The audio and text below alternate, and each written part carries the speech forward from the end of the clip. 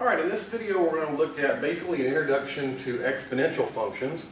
And we'll talk a little bit about how to solve certain types of exponential equations. An exponential function is a new type of function you probably haven't been exposed to before, and that's a function where the power has a variable in it. So let's talk about how to graph something like this. Suppose I have f of x equals, how about 2 to the x power? Well, when you go to graph these always kind of have a certain look to them. And you can read in your book lots of different examples of these. I'm just going to work this one. If I want to start graphing that thing, remember that every time I put a number in for x, it's going to raise the 2 to a power. So if I put x equals 1, that's 2 to the first power, which is 2. If I make x 2, that's 2 squared, which is 4. If I put a 3 in for x, I'm at 2 cubed, which is up here at 8. Way up here. What if I put 0 in there? Well, anything to the 0 power is 1. So any of these basic irrational or exponential functions, some number to the x power will always cross the y-axis of 1 there, because anything to the 0 power is 1. And then if I put negative powers, and remember negative powers flip it over. So if x is negative 1, 2 to the negative 1 is 1/2. And 2 to the negative 2 is 1/4. And 2 to the negative third is 1/8. So you end up getting something shooting off really fast in this direction and leveling off to a horizontal asymptote in that direction.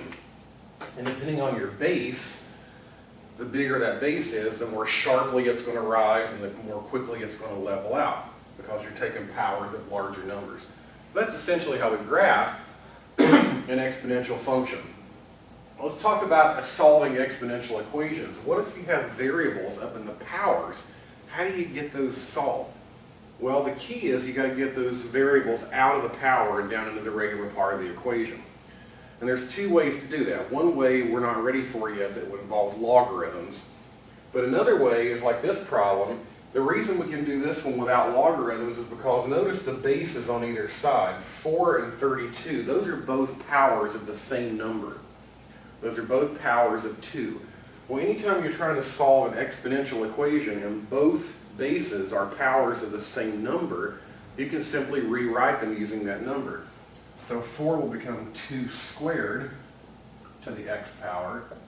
32 will become 2 to the 5th to the 5x minus 7 power. And in this case, remember, a power to a power, what do you do with the exponents? You multiply them. So this is going to be 2 to the 2x equals 2 to the 25x minus 35. Now that both sides are to the same power, you can just drop those powers and equate the exponents together. This means if these two are equal, then 2x would have to be equal to 25x minus 35. And that's easy to solve. You're going to get, in this case, 35 23rds. So it'll always be the case whenever you can write both bases of both sides using the same base number. They're both powers of the same number.